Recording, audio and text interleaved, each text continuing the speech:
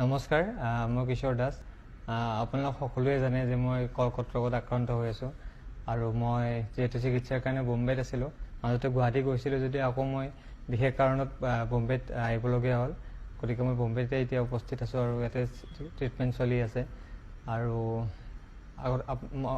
এতিয়ালৈ মই যিমানখিনি কাম কৰিছোঁ আপোনালোক সকলোৱে মৰম কৰিছে, আশীৰ্বাদ কৰিছে আৰু সেইটোলৈ মই আজি চাগে মোৰ মনোবলটো আজিলৈ বহুত ষ্ট্ৰং হৈ আছে।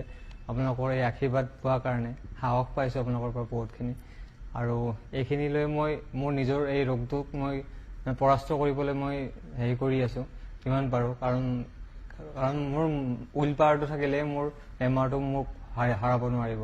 গতিকে মই আপোনালোকৰ যিখিনি মৰম পাইছোঁ, আশীৰ্বাদ কৰিছোঁ, সকলোৰে কাৰণে বহুত বহুত ধন্যবাদ। আৰু মই এই বেমাৰটো হোৱাৰ আগতে মই এখন চিনেমা কৰিছিলোঁ, মোৰ যিখন শেষ চিনেমা লাষ্ট কৰিছিলোঁ, সেই চিনেমাখনৰ নাম হৈছে দাদা তুমি দুষ্ট বৰ। অতি সোনকালে আপোনালোকৰ মাজত আহি আছে আৰু এই চিনেমাখন হৈছে বহুত বেছি হাস্যমধুৰ আৰু ৰোমেণ্টিক হয়। বহুত ভাল পাব আপোনালোকে। মোৰ দৃঢ় বিশ্বাস এইখন চিনেমা চাই আপোনালোক সকলোৱে ভাল পাব আৰু পেচা বাচুল বুলিয়ে ক'ব লাগিব আপোনালোকে যদি চায়।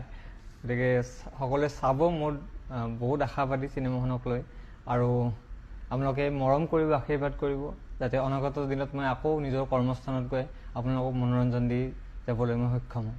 ধন্যবাদ।